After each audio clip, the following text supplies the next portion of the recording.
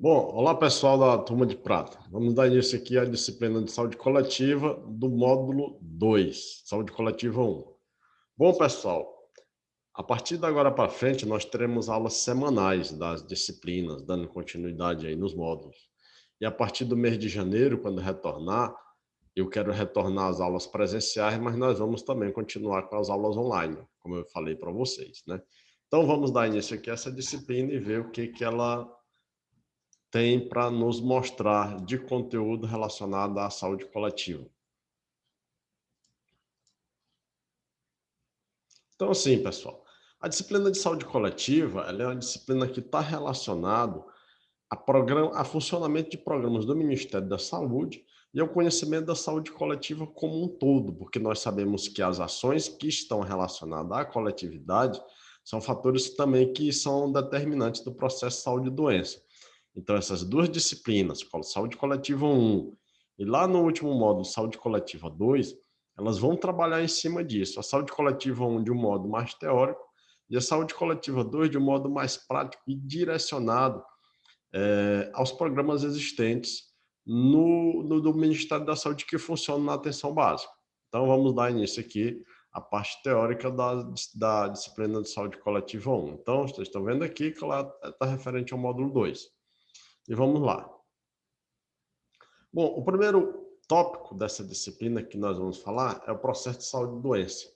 Esse processo de saúde e doença, vocês já viram lá quando a gente falou da disciplina de parasitologia. Na disciplina de parasitologia, eu falo desse processo de saúde e doença quando eu vou falar de hospedeiro, quando eu vou falar de vetor, quando eu vou falar de agente transmissor e também da própria doença em si. Então, assim, todos nós sabemos que a doença, ela não é um fator isolado de uma única coisa. E o conhecimento que se tinha há tempos passados sobre a questão da doença, hoje o conhecimento que se tem é totalmente diferente. Nós sabemos que a doença, ela passa por fatores onde o meio ambiente vai interferir, o próprio indivíduo vai interferir e o vetor daquela doença também vai interferir.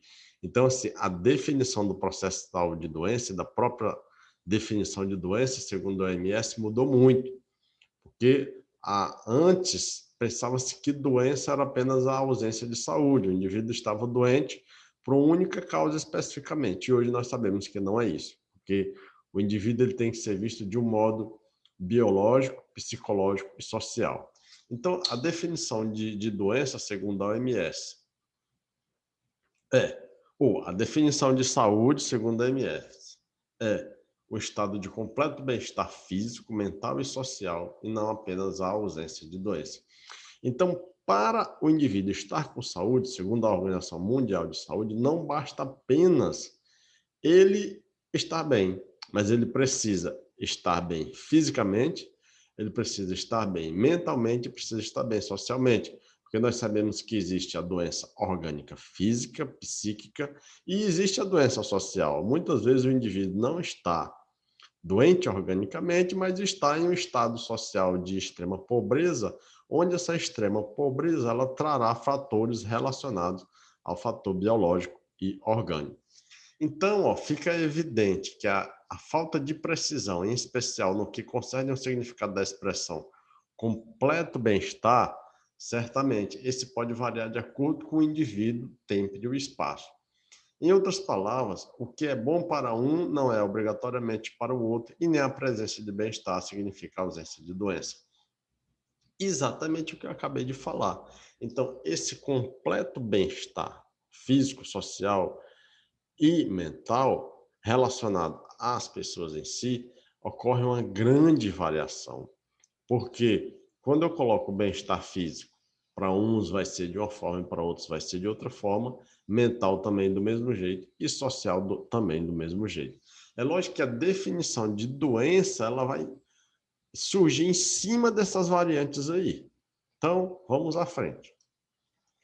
E o que seria saúde, de fato? Olha, a saúde ela é um processo dinâmico, onde nós estamos constantemente, diariamente, lutando contra fatores que vão concorrer para perturbar nosso estado de saúde, relacionado ao físico, relacionada ao mental e relacionada ao social.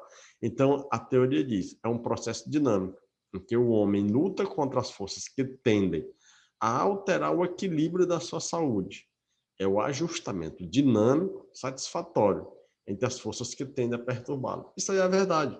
Nós estamos diariamente fazendo isso, mesmo que de modo inconsciente, na nossa vida orgânica. Como é que as coisas funcionam? Nós estamos sempre buscando estar sempre em bem-estar orgânico, de saúde, seja melhorando a alimentação, fazendo prática de atividade física, consumindo determinadas coisas que trarão benefício imediato e longínquo, no fator psicológico.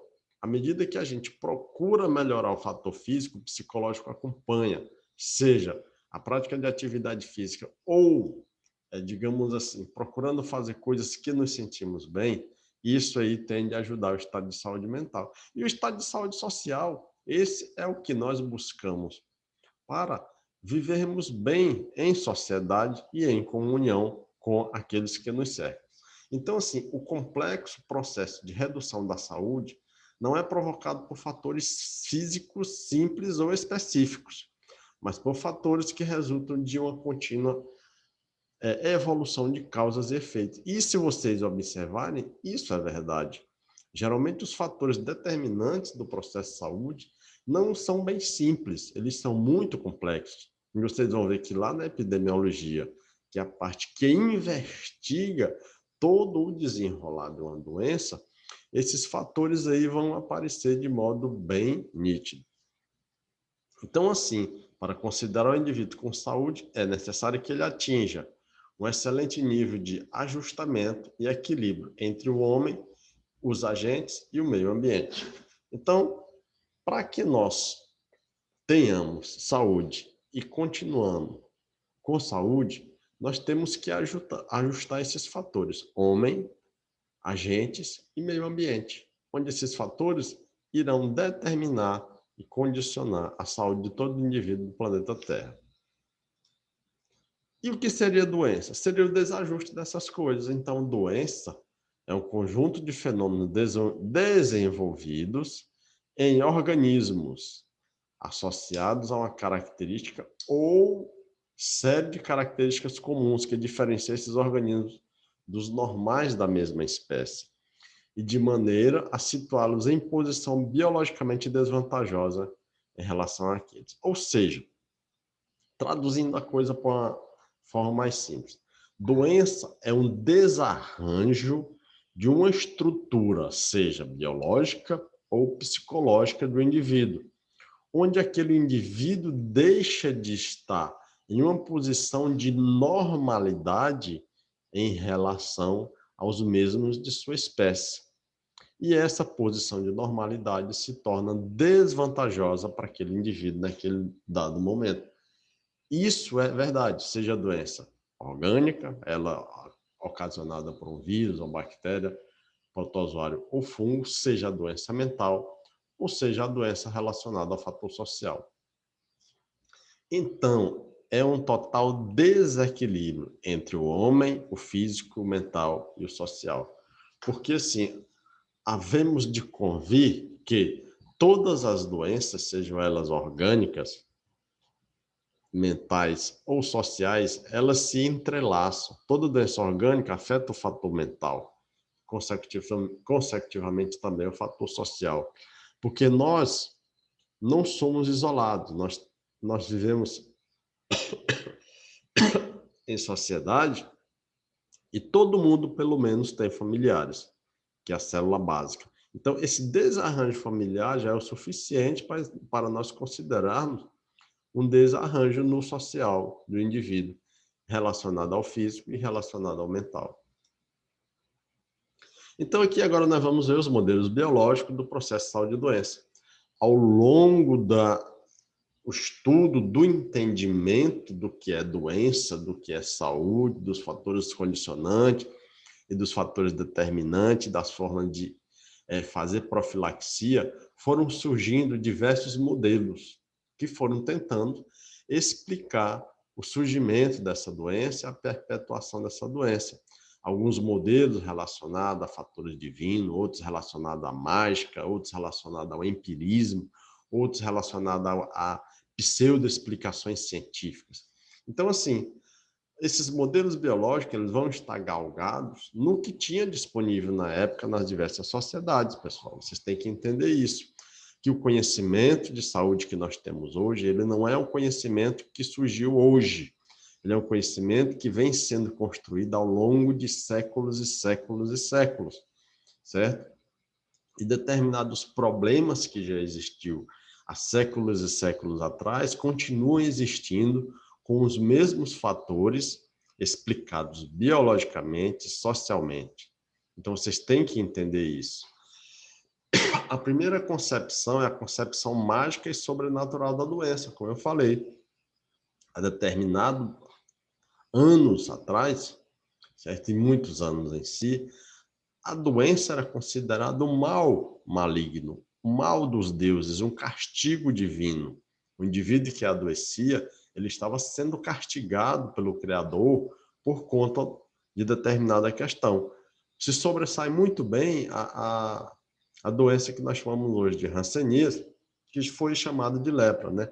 A lepra, como ela não tinha cura há muito tempo atrás, era considerada um castigo dos deuses. E esses indivíduos, sendo castigados, eles eram alijados, colocados fora da sociedade que existia na época, para morrer no Vale dos Leprosos, que foi dado o nome.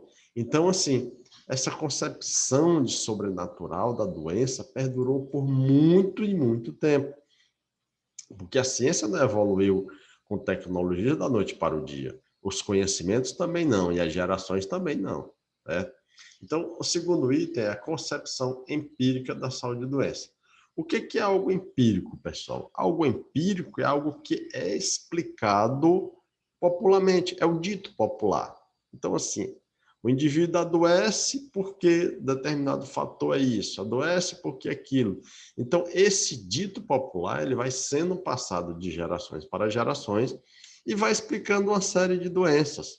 Por exemplo, existe um dito popular que diz que o indivíduo que come carne de porco pode ter congestão, onde tecnicamente e cientificamente o termo congestão não está nem relacionado ao aparelho digestivo. Então, esse aí é um dos exemplos de dito popular que vai se perpetuando ao longo das diversas sociedades.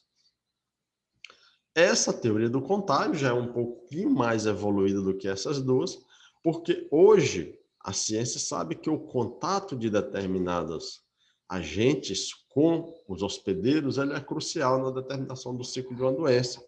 É certo? E nós estamos vendo hoje aí na pandemia que nós estamos vivendo. Nós sabemos que o contato de um indivíduo contaminado com outro, podendo eliminar vírus através das gotículas de saliva, e é crucial, por isso que ocorre o distanciamento social, para que diminua esse ciclo evolutivo e contaminante do vírus.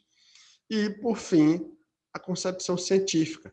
A concepção científica dos modelos de doença, ela só passou a ser considerada de fato a partir do momento que a ciência desenvolveu técnicas e métodos para mostrar a existência daquela doença e como se quebrava o ciclo de determinadas doenças, tendo conhecimento de causa dentro dos fatores determinantes. E aí surgiu a teoria multicausal. O que a teoria multicausal diz?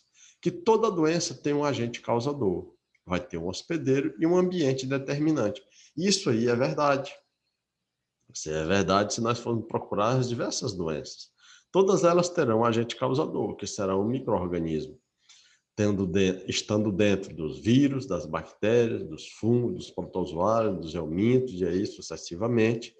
Cada uma delas terá os seus respectivos hospedeiros e viverá em uma biologia ambiental momentânea. Então, assim, determinadas condições do meio ambiente são satisfatórias para que um vírus se reproduza ou um fungo se reproduza. Em outras condições ambientais, elas não serão satisfatórias para isso. Então, eu quero que vocês entendam que os modelos biológicos do processo de saúde e doença, eles são vastos e eles foram crescendo, ou seja, quando eu digo crescendo, eu digo se tornando mais explicativos e saindo mais do lado religioso, sobrenatural, à medida que os processos científicos foram evoluindo. Quando eu digo evolução de processo científico, eu falo também de maquinário, invento do microscópio e de outros equipamentos que fizeram com que o homem pudesse ver além de sua incapacidade visual e auditiva. Então, vamos para o próximo slide. Ainda nos modelos de determinação social da doença. Então, assim, no modelo de determinação social, nós vamos ter os componentes de uma cadeia epidemiológica. Eu quero que vocês entendam que quando eu falo cadeia epidemiológica, eu estou me referindo ao ciclo daquela doença, certo? Por onde que aquele agente causador vai passar e por onde ele vai demorar e onde ele vai cometer mais estragos. Vamos colocar como exemplo aqui a dengue, que é uma doença que sempre esteve em mídia, a gente já conhece muito, todo mundo já ouviu falar. Nós sabemos que a dengue existe um ciclo biológico, eu vou precisar de um mosquito, eu vou precisar de um hospedeiro, que é o próprio mosquito, que é o agente transmissor, e de outro hospedeiro, que é o homem, e de um meio ambiente para que esse mosquito se reproduza e gere outros mosquitos, que esses outros mosquitos se contaminem e vão transmitir o vírus da dengue. Então, isso é chamado cadeia epidemiológica. Toda doença tem sua cadeia epidemiológica, onde existe aqui um sítio de fonte de infecção. Geralmente, quem é a fonte de infecção? É o indivíduo que está doente de modo agudo. Ele é a fonte de infecção. E ele também vai ter vias de eliminação e vias de transmissão, através de uma determinada porta de entrada para outro hospedeiro que fechará o ciclo infectando outros indivíduos e aí sucessivamente. Porque se vocês se recordarem lá da parasitologia, nós vamos ter doenças diretas e doenças indiretas. As de vias diretas são aquelas que não têm hospedeiro intermediário, ou vetor, melhor especificando, ou seja, não tem um mosquito, não tem um carrapato que vá transmitir esse agente causador. E as doenças de transmissão indireta, eu tenho essa participação. Por exemplo, a dengue só se contamina-se com o vírus da dengue através da transmissão pelo Aedes. Pessoas se contaminassem com dengue através do beijo, através da respiração, seria muito mais crucial e seria uma pandemia que nunca ia acabar, porque não existe uma vacina viável para a dengue, certo? Então, as doenças elas são classificadas dessa forma. Vamos seguir. E no meio de tudo isso, pessoal, surgem dois termos muito colocados atualmente, que são os termos que estão relacionados a doenças que são emergentes e doenças que são reemergentes. Por mais que você não lembre da definição, vá pela etimologia da palavra. Emerge algo que surge, novo. Isso é emergente, isso é novo. E reemergente é aquilo que já existiu e voltou ao momento atual, novamente. Então, vamos lá. Doença emergente é o surgimento, a identificação de um novo problema de saúde ou um novo agente infeccioso, como, por exemplo, a febre hemorrágica, pelo vírus ebola, o HIV, a hepatite C, a encefalite, e a espongilite, a doença da vaca louca, os micro-organismos que só atingem animais e que agora também afetam os seres humanos. O próprio coronavírus é uma doença emergente ou reemergente? É emergente, porque é uma doença nova. Agora, doenças que já existiram, como a lepra, a hanseníase, há 1000 anos atrás, e elas ressurgem com o mesmo agente etiológico, e com o aumento do número de casos, a gente pode dizer que essas doenças são reemergentes. E doenças reemergentes indicam mudança no comportamento epidemiológico das doenças já conhecidas, que haviam sido controladas, mas que voltaram a apresentar ameaça à saúde humana. Então, essa aqui é a definição. As doenças emergentes, elas são novas, certo? Porque os casos nunca ocorreram, não se conhece, às vezes, nenhum agente causador. E as doenças reemergentes, elas ressurgem, doenças que já existiram há muito tempo atrás, mas, assim, digamos assim, com um upgrade.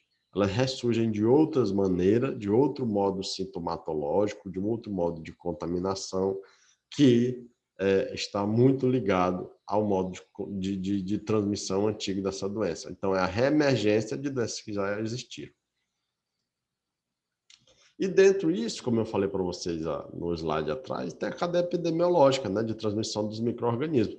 Todos nós sabemos que toda doença tem um agente causador. Vai ter uma fonte de infecção, um hospedeiro, um modo de eliminação e uma via. Então aqui, vamos ver aqui esse ciclo. O agente infeccioso, que é o agente causador, ele é a fonte, certo? Ele tem uma fonte de determinada doença. E ele vai ter que ter uma porta de saída do qual o agente ele está, seja o agente transmissor, ou seja o agente hospedeiro definitivo. No exemplo da dengue, nós temos o mosquito. Quem é o mosquito? É um agente transmissor, que também é um hospedeiro. Por onde é que o vírus vai sair do seu organismo para chegar no homem, que é outro hospedeiro? Através da saliva desse mosquito, quando ele se alimenta de sangue em você. Então, a forma de transmissão, a porta de entrada do hospedeiro susceptível. Então, quando você fecha esse ciclo de uma doença, você entende como é que essa doença se perpetua ao longo de uma sociedade ou de várias sociedades, se tornando reemergente ou sendo emergente. E o homem só consegue combater as doenças depois que ele entende esse ciclo. Bem aqui no caso do coronavírus. Nós sabemos que os casos de Covid que surgiram foram na região da China. Surgiu primeiramente alguns casos, mas foram, digamos assim, controlados, e depois foram surgindo outros casos. E aí foi se descobrir que o vírus tem a origem nos animais, que foi passado para os seres humanos, enfim, dessa forma. Então, se não fosse atrás desse ciclo epidemiológico das coisas, não se teria o conhecimento de causa em relação ao ciclo daquela doença, até para a produção de uma vacina ou de medicamentos que fosse agir. Então, depois dessa explicação, certo? A gente entra, de fato, no rol do que seja saúde pública, que eu já falei no início. É a parte da disciplina, onde nós vamos trabalhar com saúde coletiva, de modo coletivo. Eu vou trabalhar com o indivíduo isolado, individual, mas também vou trabalhar com o coletivo, porque é esse coletivo que é determinante dos rumos de uma sociedade. Porque nós vivemos em sociedade, nós somos coletivo, certo? E essa coletividade é que faz toda a diferença quando se está em organização social. Então, saúde pública é o campo do conhecimento e atividades que têm por objetivo a promoção, a proteção e a recuperação da saúde da comunidade. Identificar e elevar os níveis da saúde da comunidade através de medidas de alcance coletivo. Foi como eu acabei de falar, né? Tudo que você fizer em saúde pública, você tem que pensar no coletivo, relacionado à promoção, recuperação e reabilitação dos fatores ligados às doenças em gerais. E as características da saúde pública? Ela é intersetorial. O que é intersetorial? Vários setores ligados à alimentação, nutrição, trabalho, habitação, meio ambiente, ou seja, coisas que são afetadas por um fator doença, como no caso específico da pandemia que nós estamos vivendo. Vocês viram que todos os setores foram afetados pela pandemia do coronavírus. Por quê? Porque é intersetorial, não dá para você dizer que é algo isolado se todas as pessoas estão em potencial susceptibilidade a adoecer daquele problema. É multidisciplinar, porque ela utiliza conhecimentos provenientes da medicina, da engenharia, da odontologia, da administração. E, de fato, a gente vê isso, né? Que para você, de certa forma, gerenciar de modo correto os fatores relacionados à saúde pública, você precisa de uma gama de profissionais onde cada um tem conhecimento distinto em determinada área. Promoção. A promoção visa a remover fatores de riscos ou causais que se desenvolvam em mecanismo patológico que levarão à doença. Ou seja, promoção é aquilo que a gente faz para fazer com que o estado de saúde esteja hoje, esteja amanhã e esteja depois da manhã. E está intimamente ligado à proteção do estado de saúde. Porque são termos dentro do processo de saúde e doença e dentro do processo de saúde pública. E recuperação corresponde à detecção precoce do problema de saúde em indivíduos presumivelmente doentes, mas assintomáticos. E assim, a reabilitação, como o nome diz, nós vamos reabilitar esses indivíduos que estão com estado de saúde prejudicado. Nesse slide, pessoal, eu fiz uma síntese dos fatores que estão diretamente relacionados ao processo de saúde e doença, e que você, lendo, você vai ver que existe uma rede interligada em tudo isso, não é algo isolado, que eu possa estudar de modo isolado. Existe uma interligação, que essa interligação vai explicar a prevalência de uma determinada doença ou não. Medidas de profilaxia e controle relacionado ao processo de saúde e doença. Então, assim, primeiramente, vamos entender o que é profilaxia. Profilaxia é eu tomar determinadas ações para evitar que aquilo aconteça. Vou fazer profilaxia contra doenças diarreicas. O que eu tenho que fazer? Fazer tratamento adequado da água, lavar adequadamente os alimentos, conscientizar as pessoas para lavar as mãos antes de se alimentar, e etc, etc, relacionado a isso. Será que eu vou fazer profilaxia relacionada a doença diarreica falando do uso do tabaco, do fumo? É lógico que não, né? Então, assim, a definição da OMS de doença engloba múltiplos fatores.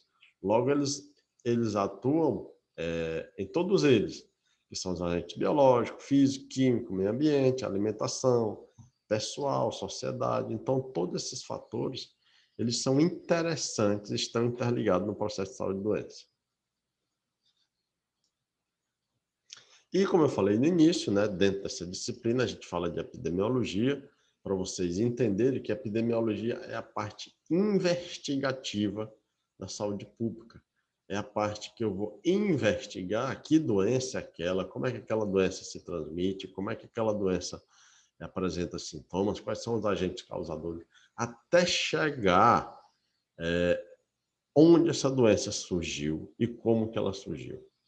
Então, é o estudo da frequência da distribuição dos fatores determinantes dos eventos relacionados à saúde em específicas populações e a aplicação deste estudo no controle dos problemas de saúde. Está voltada para a compreensão do processo de saúde e doença na coletividade e para o desenvolvimento de ações voltadas à proteção e promoção da saúde. E assim como também os objetivos da epidemiologia, né, que não foge daqueles lá, como eu falei, identificar o agente causal, entender a causa do agravo, definir os modos de transmissão, definir os determinantes fatores relacionados a essa doença, identificar os padrões, estabelecer os métodos de investigação, estabelecer medidas de prevenção, auxiliar no planejamento e promover dados para a administração durante aquela doença estiver em vigência. E as características epidemiológicas, elas estão relacionadas a tudo relacionado à doença, como também relativas à pessoa, o tempo e o espaço em que aquela doença está existindo, como a distribuição geográfica. Existem doenças que existem agentes etiológicos que vão se dar muito bem geograficamente em um ambiente, outros não, e assim sucessivamente. Né? Então, pessoal, nessa aula, a gente vai fazer uma pequena parada, porque senão o vídeo vai se tornar muito grande, e eu volto no complemento já falando dessas pandemias mundiais que já existiram.